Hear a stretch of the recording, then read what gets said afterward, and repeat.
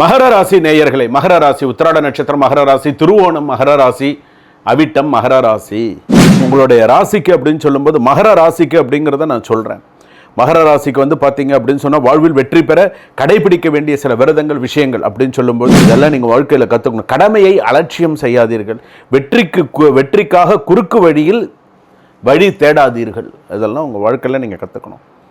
மகரத்திற்கு உடனடி பலனை விட மெதுவான ஆனால் நிலையான வளர்ச்சி முக்கியம் அப்படின்னு சொல்லியிருக்கு. உங்கள் வெற்றி தாமதமாக இருக்க வந்துவிட்டால் யாராலும் எளிதில் அசைக்க முடியாது. அந்த அளவுக்கு உங்களுக்கும் சனி வேகத்தை குறைப்பார், ஆனால் உழைப்பை வீணாக்க மாட்டார். அந்த அளவுக்கு உங்களுக்கு எல்லாமே இருக்கும்.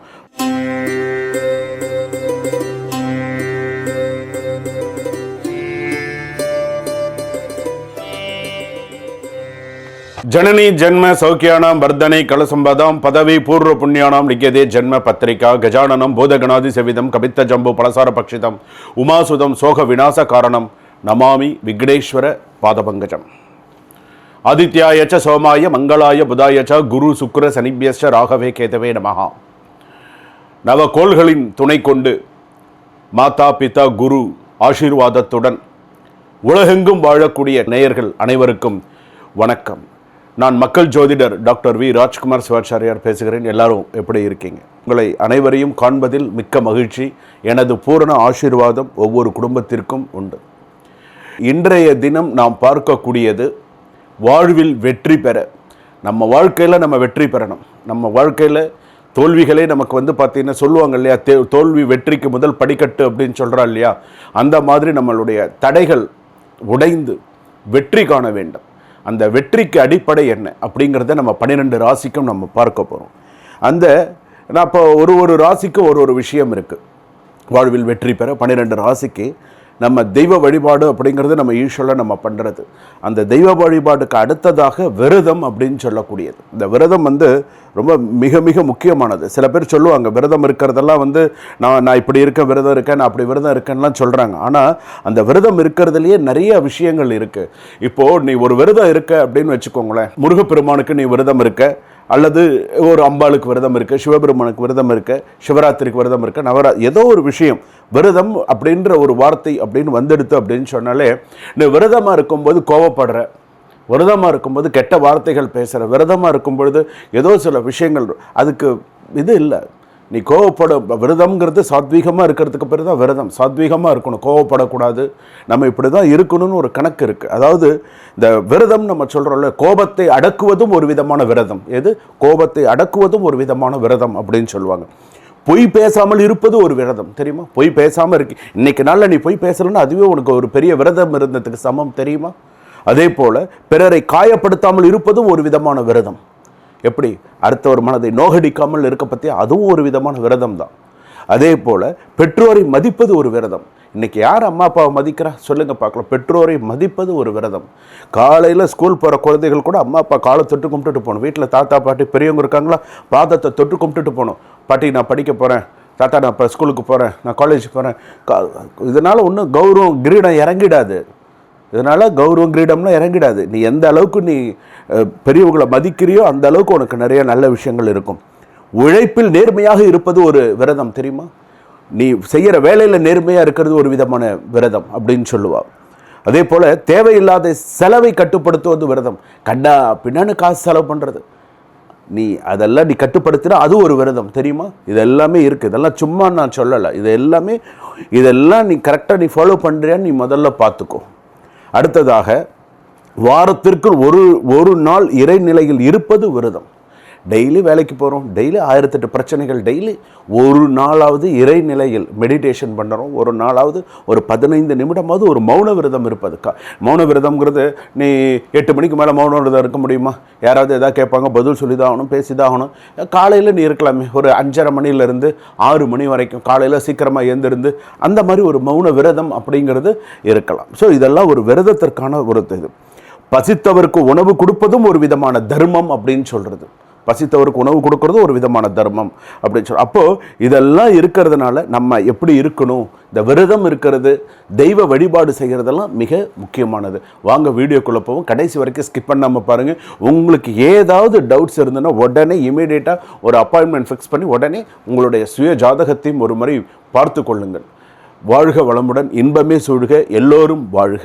மகர ராசி நேயர்களே, மகர ராசி உத்திராட நட்சத்திரம், மகர ராசி திருவோணம், மகர ராசி அவிட்டம், மகர ராசி. அவிட்டம் வாங்காத கெட்ட பேரே கிடையாது. அவிட்டம் இன்னைக்கும் வாழ்க்கையில் தத்தளிச்சுன்னு இருக்காங்க. என்னடா வாழ்க்கை இது அவிட்டம். திருவோண நட்சத்திரம் ஏதோ பேலன்ஸ்டாக போகிறது. உத்திராட நட்சத்திரம் ஏண்டா பிறந்தோன்னு நினைக்கிறீங்க, என்னடா இது வாழ்க்கை அப்படின்ற மாதிரிலாம் இருக்கும் சில பேருக்கு. என்ன பண்ணுறது, நம்ம வாழ்க்கையில் வெற்றி பெற வேண்டும் என்றால் நாமும் சில விஷயங்களை செய்து கொள்ள வேண்டும். நான் சாமி கும்பிட மாட்டேன், நான் இதை செய்ய மாட்டேன், எனக்கு சாமி நம்பிக்கையே கிடையாது. அப்போது சாமி வழிபாடு தெய்வ வழிபாடு பண்ணுறவங்களாம் யாரும் பைத்தியக்காரங்க கிடையாது. ஞாபகம் வச்சுக்கோங்க. டெய்லி கோயிலுக்கு போகிறாங்களே, சாமி கும்பிட போகிறாங்களே, அவங்களோட தேவைக்கு அவங்க சாமி கும்பிட போகிறாங்க. கோயிலுக்கு ஒரு அம்மா கோயிலுக்கு போகிறாங்கன்னா பிள்ளைங்க நல்லா இருக்கணும், பேரம்பேத்தி நல்லா இருக்கணும், அந்த தெய்வ வழிபாட்டில் அவங்க மனசை செலுத்தி அவங்க கொஞ்ச நேரமாவது அந்த தெய்வத்தோட அபிஷேகத்தை பார்த்து கண்குளிர பார்த்து, அவ்வளோ எத்தனையோ ஆலயங்கள் எத்தனையோ கோடிக்கணக்கான மக்கள்லாம் போயிட்டு வராங்க. உனக்கு நம்பிக்கை இல்லைன்னா ஒன்றும் பண்ண முடியாது. உனக்கு தெய்வ நம்பிக்கை இல்லைன்னா உனக்கு அவ்வளோதான். எவ்வளவோ பேரை பார்த்தாச்சு. இந்த தெய்வ நம்பிக்கை இல்லாதவங்களை கடைசி கால வாழ்க்கையெல்லாம் எப்படி இருந்தது அப்படிங்கிறதெல்லாம் நம்ம நிறையா பார்த்தாச்சு. இருக்கிற வரைக்கும் ஆட போகிற, அப்புறம் உனக்குன்னு ஒரு முடிவு வரும்போது என்ன பண்ணுவேன், சிவசிவா ஹரஹரான்னு சொல்லிட்டு இருக்க வேண்டியதுதான். அதாவது எப்படி இருக்கணுமோ அப்படி இருங்க. சில பேர் வெளியில் காட்டிக்க மாட்டாங்க. எனக்கெல்லாம் சாமி மேலே நம்பிக்கையே இல்லைன்னு சொல்லுவான். ஆனால் வீட்டில் 1008 ஹோமம் பண்ணுவான். அதுவும் உண்டு தான், இல்லைன்னா சொல்ல முடியாது. எல்லாமே இருக்குது. அதுபோல் உங்களுடைய ராசிக்கு அப்படின்னு சொல்லும்போது மகர ராசிக்கு அப்படிங்கிறத நான் சொல்கிறேன். மகர ராசிக்கு வந்து பார்த்தீங்க அப்படின்னு சொன்னால் வாழ்வில் வெற்றி பெற கடைபிடிக்க வேண்டிய சில விரதங்கள் விஷயங்கள் அப்படின்னு சொல்லும்போது, உங்கள் வாழ்க்கையில் தாமதம் வந்தால் அது தோல்வி என்று நினைக்காதீர்கள். சனியின் பாதையில் கிடைக்கும் ஒவ்வொரு அனுபவம் உங்களை இன்னும் வலிமையாக உயர்த்தும் அப்படின்னு சொல்லியிருக்கு. மகரத்தின் அதிபதி சனி. எனவே பொறுமை, கடின உழைப்பு, பொறுப்பு, ஒழுக்கம், நேர்மை ஆகியவை உங்களுடைய முன்னேற்றத்துக்கு மிக முக்கியமானது. ஞாபகம் வச்சுக்கோங்க. அதே போல் அதிகாலையில் எழுந்து குளித்து, சனிக்கிழமையில் உங்களுக்கு சனிக்கிழமை, திங்கக்கிழமை, வியாழக்கிழமையெல்லாம் விரதம் இருக்கக்கூடிய நாட்கள் எள்ளு தீபம் ஏற்றுங்க, தப்பு கிடையாது. ஒரு கருப்பு துணி இருக்கு இல்லையா, கருப்பு துணியில் பன்னீரில் நினச்சி காய வச்சு அதில் எள்ளு போட்டு கருப்பு நூலில் கட்டி நல்லெண்ணெய் ஊற்றி விளக்கேற்றி சுவாமிக்கு ஆத்மார்த்தமாக வழிபாடு பண்ணுங்க. குரு பார்க்க கோடி புண்ணியம். சனீஸ்வரனை நேராக நின்று கும்பிடக்கூடாது, சைடில் நின்று தான் கும்பிடணும். குரு பார்க்க கோடி புண்ணியம் அப்படின்னு சொல்லியிருக்கு. அதுபோல் ஆஞ்சநேயர் வழிபாடு, சிரஞ்சீவி ஆஞ்சநேயர் வழிபாடு சிறப்பு. ஒரு துளசி வாங்கி சாத்தலாம், ரொம்ப சிறப்பு. அசாத்திய சாதக சுவாமின் அசாத்திய தவைக்கும் பார்த்தா ராமதூத கிருபாசுந்தோ மத்காரியம் சாதய பிரபு அப்படின்னு சொல்லுவார். ஸோ அதனால் வயதில் மூத்தவர்கள், உழைக்கும் தொழிலாளர்கள் அல்லது ஆதரவற்றவர்களுக்கு உதவி செய்யுங்கள்.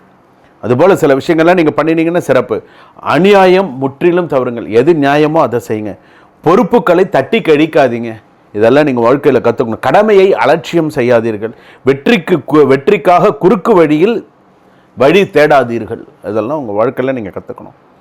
மகரத்திற்கு உடனடி பலனை விட மெதுவான ஆனால் நிலையான வளர்ச்சி முக்கியம் அப்படின்னு சொல்லியிருக்கு. உங்கள் வெற்றி தாமதமாக இருக்க வந்துவிட்டால் யாராலும் எளிதில் அசைக்க முடியாது. அந்த அளவுக்கு உங்களுக்கும். சனி வேகத்தை குறைப்பார், ஆனால் உழைப்பை வீணாக்க மாட்டார். அந்த அளவுக்கு உங்களுக்கு எல்லாமே இருக்கும். பொறுமை ப்ளஸ் பொறுப்பு ப்ளஸ் நேர்மை, தொடர்ச்சி, உழைப்பு மகரத்தின் வெற்றி பாதை என்று கூட சொல்லலாம். ஸோ அந்த மாதிரி காளியம்மன் வழிபாடு நிறையா பண்ணுங்கள். மகர ராசி தானே நீங்கள். காளியம்மன் வழிபாடு, ராஜகாளியம்மன்லாம் சொல்கிறாங்க இல்லையா, தெத்துப்பட்டி ராஜகாளியம்மன்லாம் சொல்கிறாங்க இல்லையா, அந்த மாதிரி காளியம்மன் வழிபாடு உங்களுக்கு இருக்க பிடிச்சிக்கோங்க. காளியம்மனை காளியம்மன்லாம் நிறையா இருக்குது. சுடுகாட்டு காளியெல்லாம் நிறையா சொல்லுவாங்க. காளியம்மனை இருக்க பிடிச்சிக்கோங்க, நல்லா சிறப்பாக வருவீங்க. சுமங்கலி பூஜை பண்ணுங்கள். மஞ்சள், குங்குமம், வெத்தலைப்பாக்கு, பழங்கள்லாம் கொடுத்து சுமங்கலி பூஜை பண்ணுங்கள். டைம் கிடைக்கும். 6 மாதத்துக்கு ஒரு தடவை செய்யுங்க, தப்பு கிடையாது. நான் சொல்லிக் கொடுக்குற இந்த மந்திரத்தையும் சொல்லுங்கள். இதுதான் உங்களுக்கான, உங்கள் ராசிக்கான சில விஷயங்கள். ஓம் ஸ்ரீம் ஐம், நல்லா ஞாபகம் வச்சுக்கோங்க. ஓம் ஸ்ரீம் ஐம் புத்தி பிரகாசாய, என்னது புத்தி பிரகாசாய, பைரவாய, காலகாலாய நமோ நமஹா. இதை சொல்லுங்கள். நீங்கள் மகர ராசியாக இருந்தால் இப்போ நான் சொல்லி கொடுத்ததை சொல்லுங்கள். புத்தி பிரகாசாய, புத்தி நல்ல புத்தி இருக்கணும் அப்படின்னு சொல்கிறோம் இல்லையா, நல்ல புத்தி இருக்கணும். புத்தி பிரகாசாய், புத்தி பிரகாசமாக இருந்தால் நல்ல வழி தோணும், நல்லதை பார்க்க தோணும், நல்லதை இது பண்ண தோணும். புத்தி பிரகாசாய. சரியா, நான் சொல்லி கொடுத்ததை அதை அப்படியே சொல்லுங்கள். ஓம் ஸ்ரீம் ஐம் ஓம் புத்தி பிரகாசாய பைரவாய காலகாலாய நமோ நமஹா. வாழ்க்கையில் சிறப்பாகும். இதுவரையில் நாம் பார்த்தது 12 ராசிகளுக்கான வெற்றிக்கான விரத முறைகள் மற்றும் தெய்வ வழிபாடு. இதுதான் நம்ம பார்த்தோம். அதற்கான ஸ்லோகம் நம்ம தெரிஞ்சுட்டோம். ஸோ இதை நீங்கள் ஒவ்வொருத்தரும் உங்களுடைய வாழ்க்கையில் நீங்கள் கடைபிடிக்க வேண்டும். உண்மையே சொல்கிறேன், நம்பிக்கையோடு நீங்கள் எது இருந்தாலும் செய்யுங்க. நம்ம யாருக்கு எப்போ எந்த சூழ்நிலையில் எப்படி என்ன மாறும் அப்படின்றது நமக்கு தெரியாது. அப்படி இருக்கும்பொழுது நம்ம சொல்லக்கூடிய ஒவ்வொரு வார்த்தையும் செய்யக்கூடிய ஒவ்வொரு விஷயமும் நம்பிக்கை, எதையுமே நீ நம்பிக்கை இல்லாமல் செஞ்ச அப்படின்னு சொன்னால் அது சரியாக வராது, நிவர்த்தி பெறாது, சரியாக வராது. ஒரு விஷயத்தை முழு நம்பிக்கையோடு, இப்போது ஒருத்தர் சபரிமலைக்கு போகிறாங்கன்னா எப்படி போகிறாங்க? ஐயப்பனை மனமாற அந்த தெய்வத்தை எவ்வளோ அந்த நம்பிக்கையோடு அந்த சுவாமிக்கு போகிறாங்க. ஒரு விரதம், திருச்செந்தூராக இருக்கட்டும், ஒரு பழனியாக இருக்கட்டும், ஒரு விரதம் இருக்கிறது எப்படி இருந்து போகிறாங்க? எதனால் போகிறாங்க? அந்த நம்பிக்கை. இந்த மாதிரி விரதம் இருந்து இந்த மாதிரி சுவாமியை பார்த்துக்கு போனால் என் குடும்பம் நன்னா இருக்கும். அது எவ்வளவோ பிரச்சனைகள் இருக்குது, எவ்வளவோ ஒருத்தருக்கும் ஒரு குடும்பத்தில் பிரச்சனைகள் இருக்குது. அந்த பிரச்சனைகள் குறையிறது. அதற்கு வழிகாட்டி தான் யார்? பிரம்மன். அந்த பிரம்மன் எழுதியதை அந்த பிரம்ம வித்தை கற்றவன் என்று சொல்லக்கூடியவர்கள் எங்களை. நான் உங்களுக்கு சரியான வழிகாட்டணும். இதை பண்ணுங்க, இப்படி பண்ணுங்க, இப்படி பண்ணுங்க அப்படின்னு. சரியா? உங்களுக்கு இதில் ஏதாவது டவுட்ஸ் இருந்தது அப்படின்னு சொன்னால் இமீடியட்டாக குருஜி கிட்ட பேசணும் அப்படின்னு சொல்லி ஒரு அப்பாயின்மெண்ட் ஃபிக்ஸ் பண்ணி என்கிட்ட பேசுங்க. உங்களுக்கான சந்தேகத்தை நிவர்த்தி பண்ணிக்கோங்க. கண்டிப்பாக நீங்கள் எனி டைம் நீங்கள் கால் பண்ணி நீங்கள் பேசலாம். உடனே ஒரு கால் புக் பண்ணி நீங்கள் பேசுங்க. சுபம். வாழ்க வளமுடன், இன்பமே சூழ்க, எல்லோரும் வாழ்க.